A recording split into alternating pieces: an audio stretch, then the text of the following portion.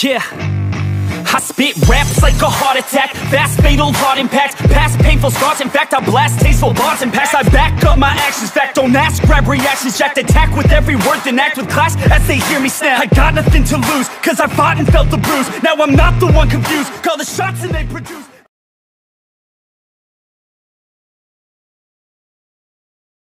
Ito, mamamangha kayo Sir Ed dito sa susunod. Ako hindi ko kinaya to eh. Ito na yung pinaka the best na video papareakan ko sa iyo. Kailangan ng expertise mo dito. Ito, Encanto. Bukiran po ito na binabahayan po ng mga Encanto.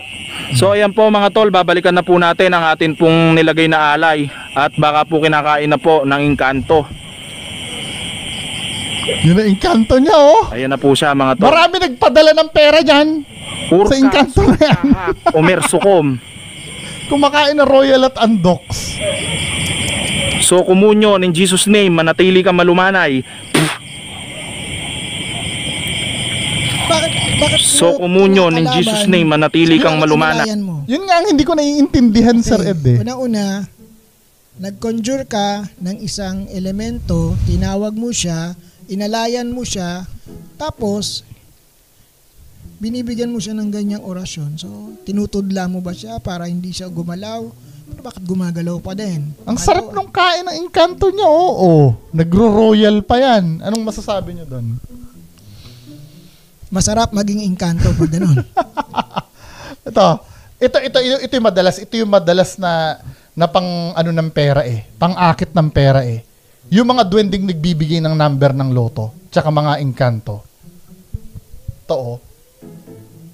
Diba? Ito yung hindi ko mapatawad na ginagawang panloko. Duwende niya yan ha. Salamat po kaibigan ko pong Jan. Oo daw po mga tol, sabi po ni kaibigan po natin na Jan. Sige Jan, po kaibigan kaibigan ko pong Jan. Pwede ko na po bang malaman?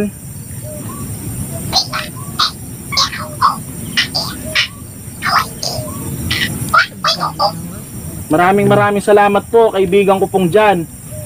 Di po ba kaibigan, ito po yung dating lucky number po na diba, nagbibigay ng lucky number ng mga viewers po natin na 4 po na numero. Ang gusto kong tanungin sa inyo dito, may kinalaman ba ang mga duwende sa loto numbers? Nagbibigay ba sila ng number? I mean, yung konsepto ba ng loto? Okay, sige. Ano po ba ang kailangan mo pag tumaya ka sa loto? Sige. Ticket. Bibili ka ticket. Oh. So, ano yung hinihiling mo? Bakit ka tumaya sa loto? Ano yung inaabangan mo? Manalo ka ng jackpot. Manalo ng jackpot. Ano yun? Jackpot. Pera. Oo. Yang pong inaalayan mo at kinakausap mo, kayang-kaya kanyang bigyan ng ginto kung gustuhin niya. Oo. Kasi hindi... Bakit idadaan pa walang value sa kanila yung ginto. Dahil yun ay natural na bagay sa kanila. Natural na bagay sa kanila. Sa atin, valuable ang ginto. Bakit kailangan pa kitang bigyan ng numero? Ba't di na lang kita bigyan ng ginto? Yes, di ba? Ang main tanong ko dito, Sir Ed, may konsepto ba sila sa loto? I mean, alam ba nila yon? Di ba ang loto tayo mga humans lang ang nakakaalam nun? Tama, exactly. No. Sige, ganun, sabi mo nga yung bigay natin yung benefits of the doubts. Na ang mga elemento, mga engkanto ay nakikisalamuha sa tao, therefore meron silang posibleng may alam. Okay. May posibleng silang may alam sa affair ng tao at sa technology ng tao. Kaya lang, yung konsepto na papatamain ka pa sa loto para yumaman ka, parang hindi naman. Parang hindi siya ano yun, no? Parang hindi, wala siyang sense, no? Kasi nga, ba't hindi na lang ginto ang ipamigay? I mean, yun nga, di ba? Yun ang pinakamadaling ibigay silver, pwede naman nila ibigay yung silver. Meron nga kwento before, this is an old story, na merong isang kuweba na manghihiram ka ng gamit sa mga engkanto. Paglabas nung hiniram mo, diba, humiram ka ng plato, mga baso, ang pinapahiram nila is mga silverware, goldware, ganon. Binabalik ng mga tao yon. Hanggang sa dumating na yung time na nalaman ng tao na valuable pala yon. Kasi before hindi naman ganon ka ang value ng tao. At hindi rin naman ganon ka civilized ang tao noon, no? during that time na ganun pa yung kalapit ang engkanto sa tao. So, binabalik nila, pero nung time na hindi na nila binabalik, that's the time na tumigil na ang mga engkanto ng pagbibigay sa mga tao. Pero dito kasi parang binroke na yung trust, ano? Oo, parang naputol na yung bond between them sa ganung paraan. Kaya lang dito kasi, yung sinasabi ko is, kung kaya naman nila ikaw bigyan ng bagay na ikayayaman mo, hindi bakit ka dadaan pa sa loto? Diba? Patatayain ka pa. And if it's galing sa supernatural, dapat yan 110% natatama. Oo, yun. Isa pa. Diba? Kasi ang pinagmamalaki nila, tumama yung 4 na number. Ba't di nalang perfect yun, diba? Una, sabi ko nga, mas advanced din ang technology nila. So, may way of knowing ang mga engkanto sa mangyayari sa future, kasi pwede silang mag-time travel, pwede silang mag-ganyan So bakit kailangan 4 na numero lang ang bigay sa'yo? Tama. So medyo po yan, kaduda-duda yung ganyang idea. Then next itong isang YouTuber, si Donsky uli. Dito naman may engkanto naman nagbigay sa kanya ng number at pinapa-PM niya. Pinapa-PM niya sa kanya at bibigay. Ito hindi ko naiintindihan Sa akin kasi, bakit mo kailangan ipa-PM pa yung number? Ba't di mo nila i-broadcast yan? Sobra akong na-amaze, sobra akong na... Grabe panluloko na to Share mo naman, idol, yung number. Okay? Tama ha. Sasabihin niya... Nag-live ako ngayon kung ano yung about sa number na yon. Yung gusto lang gusto lang na... Ang question ko po ganito, no? Kung ang layunin mo ay tumulong, bakit hindi mo na lang tayaan yung number at after mo manalo, ipamigay mo yung pera? Nasabi ko na yan once. Diba? So, ba't kailangan ibigay mo pa yung number? Kunyari, ako naman yung mediator between tao at saka sa engkanto diba? So, sana ang gagawin ko na lang, kahit ipangutang ko yan, tataya ko na ng todo-todo para pag tama ko, isang solid na tama, tsaka ako mamigay sa tao. Kasi yun ang gusto ng engkanto, tumulong ka Yes, diba? Kaya ka nga binigyan Yun, diba? So bakit ipapasa mo yung number sa iba para sila ang tumaya? Ba't di na lang ikaw? Okay. Pwede naman yun Isa rin yun, diba? Di ko naisip yun Pero parang na-mention ko na yung before, pero mas maganda yung explanation nyo. Yung gusto lang na tumaya. Hindi ko naiintindihan dito. So, bakit kailangan ipa-PM sa kanya? Yung gusto lang, yung gusto lang tumaya. Siyempre, sino ba naman ang taong hindi ko gustong tumaya kung alam mong mananalo ka? Diba? May basbas ng engkanto dapat. So, sure win yan dapat. So, ako man, gugustuhin kong tumaya dyan. Kaya lang ang point ko, pagtulong din naman yung gusto mo, tayaan mo na, ipangutang mo na yan. Kung may isasanla ka, isanla mo na at itodo mo. Kung nakuha mo yung jackpot, kung ilang milyon yan, tsaka mo ipamahagi. Pwede naman yun Ganito kasi ang malupit dito, Sir Ed Papa-PM niya sa kanya at yung mag-PM sa kanya, kailangan i-screenshot na nakasubscribe sa kanya.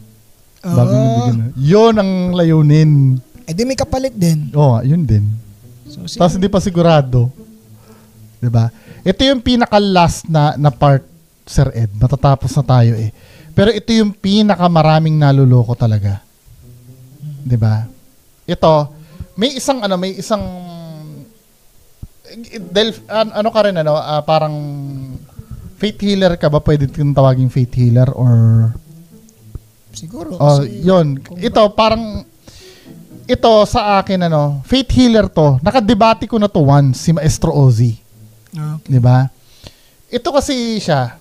Pakinggan natin. Ito po. Magre-react po tayo sa ating kapwa tumatahak sa pag-spiritual. So, iba naman ang kanyang profesyon. Siya ay isang paranormal activities o paranormal activities, o ghost hunting o ghost hunter. Biyasa sa paranormal. Expert siya kung tawagin. Or may expert ba sa paranormal? Ako po, hindi po ako actually yung minsan kinokorek ko po yun sa TV kasi lagi ko pong sinasabi na pagdating sa paranormal, walang expert. Ito po yung pananaw ko ha. Pero kung yung iba ay gusto magpatawag ng expert, okay lang yun. Walang expert kasi every aspect o yung kada encounter mo, iba-iba yan. Oh, there's something new eh. There's something new kasi hindi mo pa na-explore ng Diba? buo ang mundo Ng paranormal. o yung mundo ng mga ibang dimension. Hindi siya kasi katulad ng science na merong exactong basis. Kasi pwede ka mag-master ng biology, chemistry, yon. Pero pagdating sa paranormal, kunyari nga usaping kapre lang hindi mo mamamaster o hindi ka magiging expert kasi alam mo ba yung species nila? Ilan ba sila? Ganito. Ano ba ang kinakain nila? Ano ba ang ginagawa nila pag hindi sila nagpapakita sa tao? So, para ma-consider ka na expert, dapat lahat yun alam mo na. Okay. Diba? Pero, Diba? Then ipagpatuloy, ito yung pinaka-importanting part. Hunting o ghost hunter kung tawagin. Ito, panoodin natin. Ayaan nyo po ako sabay-sabay natin panoodin ang vlog ni Kuya Beams Ghost TV at ipapakita tingnan natin ang magiging ano nga ba yung magiging reaction ng isang faith healer o albularyo o spiritual guru, spiritual teacher, spiritual master Daw siya. Sa pag-explore, Ito yung exploration tanong ko. ni Kuya Beams Ghost Tingnan TV. natin na. Okay, sabay-sabay po natin panoodin mga kamestro. Ito, sa scenario na to, nagre-react siya ng video. Then sinasabi niya doon sa video, may third eye daw siya, may nakikita siya. Ito Enjoy po natin. Kapayapaan po sa lahat. Then magtatanong ako after. Sa lahat ng tumatak ng lim karunungan. Game, excited na ako. Hop! Huwag ka magparamdam na humawak sa may likod ko dahil nararamdaman kita na andito ka. Pwede ba? Nakikiusap ako sa'yo. Alam ko naman na nandito ka, pero sa likod ko, ikaw ay humahawak. Ngayon, gusto ko sana na pagalawin mo. Ayan mga tol, pinailaw na niya agad, no? Ayan, umilaw na. Pinailaw na niya. Dito siya, nakatayo siya. Okay, malinaw na po sa akin, nandito ka. Nakikita ko siya. Ang suot niya, nakaputi siya. Kitang-kita ng third eye. Sige po, magtatanong ako sa'yo. Pwede po ba patigilin actually, hindi muna ang pailaw? Hindi importante yung tinuturo niya. Parang ganito, Sir Ed, halimbawa, ang pinapalagay niya, dahil daw sa third eye niya, yung napapanood natin sa video, dahil sa third eye niya, yung napapanood natin sa video, nakikita niya na may kaluluwa. Let's say, napapanood natin siya, dahil may third eye ako dito, nakikita ko, may siya. Pwede ba mangyari yun? Through video, not the third eye mo na merong kaluluwa doon sa tabi. O kailangan actual ka nandun sa lugar para magamit mo yung third eye mo? Actually, ang pwede kang makakita ng aura kahit through video or picture. Pwede yon. Mm-mm. Pero yung sasabihin mo na nandito siya, nandiyan. Nakikita ko siya. Ayan, hawak-hawak niya yung Gumaganon siya eh. As if itong video na nire-reactan niya, nakikita niya yung kaluluwa dyan dahil daw sa third eye niya. So, ako pala walang third eye. Hindi kasi ganito nga. Pero nagigets yung ibig ko sabihin. Yun lang yung sagot ko po. So, ako po yung walang third eye. Sorry na po. Pero nagigets yung ibig ko sabihin. Yung sinasabi niya sa video daw, ayan, nakikita ko sa video, oo daw, okay daw. Tinan mo kung gaano kabugok tong Maestro Ozzy na to. Ko naman na nandito ka, pero sa likod ko, ikaw ay humahawak. Ngayon, gusto ko sana na pagalawin mo. Ayan mga tol, pinailaw na niya agad, no? Ayan, umilaw na. Pinailaw na niya. Dito siya, nakatayo siya. Okay, malinaw na po sa akin, nandito ka. Nakikita ko siya. Ang suot niya, nakaputi siya. Kitang-kita ng third eye. Sige po, magtatanong ako sa'yo. Pwede po ba patigilin mo muna ang pailaw? Pwede po ba? Okay. Ayan, narinig ko okay daw. Ayaw na timigil mga tol ng ilaw. Narinig niya daw okay. Sige, okay. Ako po yung wala akong third eye. Sorry na po. So sa Bakatwid, hindi pwede mangyari yon. Ang hirap kasi na in reality kasi, in reality Minsan kasi ang dami kong video na dumadating sa akin para ipa-check, no, yung kung legit o hindi legit, no. Daming ganoon eh. Especially yung mga cases na i-handle ko. May mga bagay kasi kapag nakuhanan talaga ng cam, dapat may silhouette, dapat may nag-appear. Okay.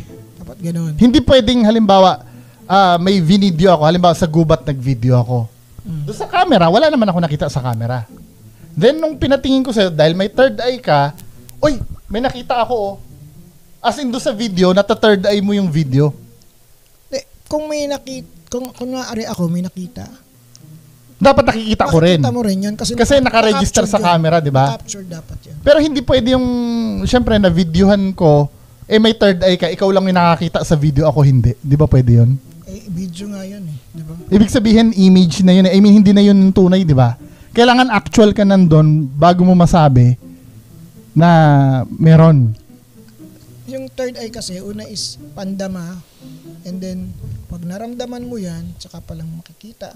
Kaya naman, kung hindi pwede through video. Kung definite na talagang as in open yung third eye mo, pag nandun ka, kitang-kita mo siya. Nandun ka. Pero doon sa video, hindi. Kasi kung video po, hindi, ito po, okay. I'm not against Maestro Ozzy, wala naman kami dapat magtalunan yan.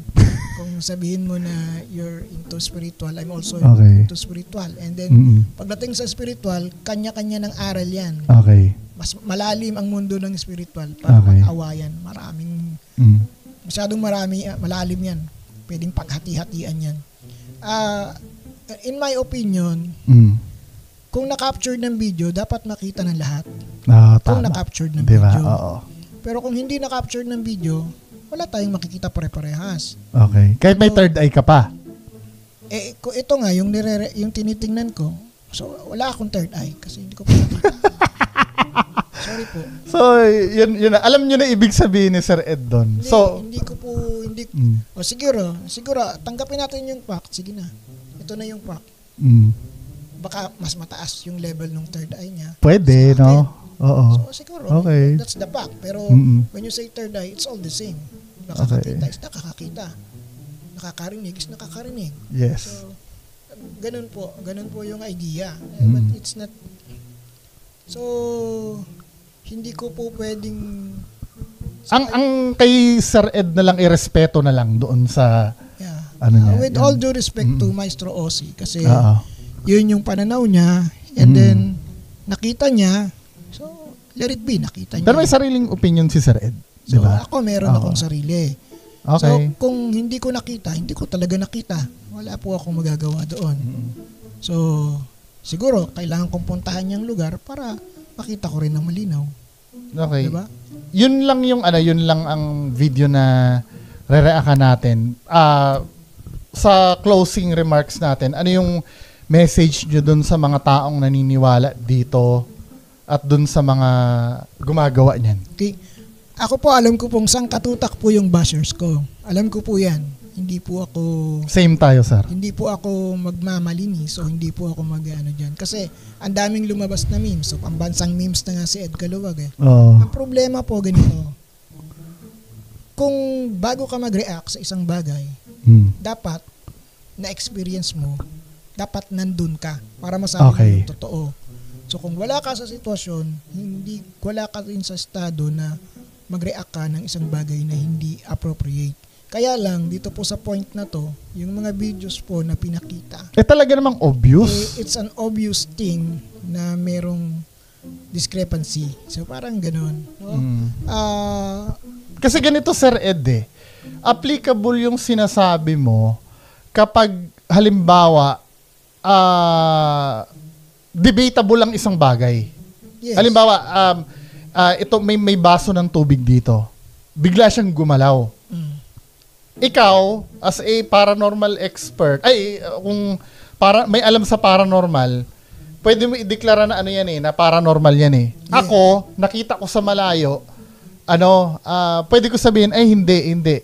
Pwede mong sabihin sa akin, dapat nandito ka para nakita natin parehas. Tama. Pero may mga bagay kasi na obviously na panggagago eh. Na hindi ka na kailangan pumunta. Na hindi na kailangan pumunta doon talaga. I mean, yung mga pinanood, yung unang nireakan natin, yung may paa na black lady, kailangan mo bang puntahan pa ba yun para sabihin mong peke yun, di ba? Hindi na po.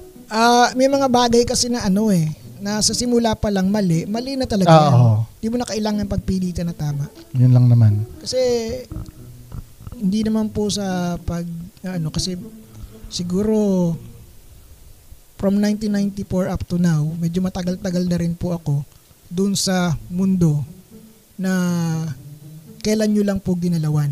Okay. So medyo matagal-tagal na rin po ako. Hindi ko naman sinasabing matagal na, pero that was since 1994 po, nag-start ako. And then yung patungkol po sa usapin ng pag-aaral ng LNK or Lihim na Karunungan, I started during high school, that was 1992. I mean, ano ba yan? Inaral nyo as in may ni-research kayo or kusa na lang dumating sa inyo? May mga libro po kasi. And then, ang isa pa po sa siguro mag-a-agree po sa akin yung mga matandang antingero, no? Kasi nung time na naghahanap ako ng mga orasyon, napakahirap pong makakuha ng 3 salita. Kahit 3 salita lang, ang hirap pong makakuha. Kasi mag-a-apprentice ka o tatambay ka, pupunta ka sa isang kilalang manggagamot na may alam dito, bago kanya turuan, pagod nang inabot mo, namuhunan ka ng oras, ng pera sa pagpunta, bago ka makahingi ng 1 o 2 orasyon. Ngayon po, nakakalat na lang sa Google, nakakalat na lang sa TikTok, nandyan na lahat. Kumbaga, sinerve na sa tao. Hindi katulad dun dati, So, sa ngayon, parang ang hirap na sabihin na lihim na karunungan kasi hayag na sa lahat eh. So, nasaan po yung yung divinity or sincerity nung pag-aaral? Kung yung dating inililihim at binibigay lang daw, sabi sa karapat-dapat, ngayon kahit na grade 5 at nakabasa, pwede na niyang makuha. So, yun lang naman po. Actually, wala naman po. Para sa mga dun sa mga naniniwala dyan, yung mga, para sa akin, mga nabibiktima, para sa akin, anong masasabi nyo? Paano sila magsusuri? Ano yung mga dapat nilang tingnan, sir? Siguro po unang-una gamitin po natin yung ating logical thinking. Kasi bago tayo pumunta dun sa paranormal thinking, ubusin muna natin yung logical thinking. Pag exhausted na lahat, pag nagamit mo na lahat ng logic, at hindi mo pa rin hindi pa rin ma-explain. O kaya yung scientific validation, kapag po yan ay naubos mo ng lahat, doon ka palang papasok na hindi ito pantao. That means pang ibang dimension, pang ibang mundo to. Okay. Sasabihin, na-explain naman ng science yan. Yes, na-explain po ng science. Kasi po, even the scientists started doing necromancy, itong mga way nila, yung alchemy. Yung mga magi nung unang panahon. The alchemy yan is part of paranormal studies. Parte po yan ng mystery ng magic. Yung the word na magic. Kaya nga may magus yung magi. Yung 3 haring, sabi 3 hari daw. It's the 3 magi. Doon nag-start yung magic. Oo, doon nag-start. Kaya nga may magus. So, yun po yun. Actually, kapag naubos mo na lahat ng scientific validation at hindi mo pa rin makita yung sagot, that's the time na pupunta ka doon sa explanation na pang paranormal. So, kung obvious po, sa logic pa lang, na parang may mali. Taob na. That's already wrong. Mali talaga yan. Huwag mo nang ipilit na tama. So yun lang. Maraming salamat, Sir Ed, dito sa pagkakataon. Thank you din po. At actually, ako po mismo, nag-invite kay Sir na reakan din niya yung mga ginagawa ko. Bakit? Need ko yung criticism Bakit ko need yung criticism? Kasi baka may ma-improve pa ako sa craft ko. Yes. Kung may mali, there is still room for improvement. Hindi, actually, minsan iniisip kasi nung iba, pagka skeptic, naghahanap lang ng mali. 'Di ba? Hindi naman po. Ang gusto Dati kong... din po akong ganyan, hindi ako naniniwala sa multo. Ang gusto ko lang makuha ay masagot yung mga tanong. Kasi once na masagot na yung tanong, ano na eh. Okay na eh. Dati po ang belief ko talaga is to see is to believe. And up to now, yan kasi yung mainstream na binigay sa atin. To see is to believe. Pero mali po pala. May believe and you will see. Naramdaman ko may uusok ang ilong. Believe first before you see. Ganun po. Kasi sa logical thinking ganito. Bakit believe and you will see? Kung ikaw yung engkanto, hindi nga naniniwala sa iyo yung tao, ba't ka magpapakita sa kanya? Oo nga. 'Di ba? Niluluko mo ba ako? Ba't ako papakita sa iyo? Ikaw nga mismo hindi ka naniniwala sa akin eh. So paniwalaan mo muna ako para magkaintindihan tayo. Okay. That's it. Yun lang naman po yung point Yun ko. lang naman.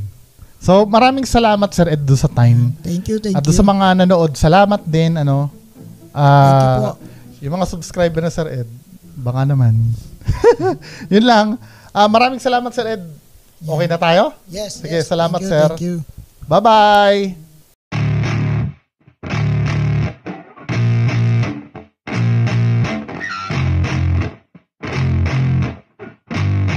Yeah, I spit raps like a heart attack, fast fatal heart impact, past painful scars. In fact, I blast tasteful bars and packs. I back up my actions, fact don't ask, grab reactions, jacked attack with every word, then act with class as they hear me snap. I got nothing to lose, cause I fought and felt the bruise. Now I'm not the one confused, call the shots and they produce.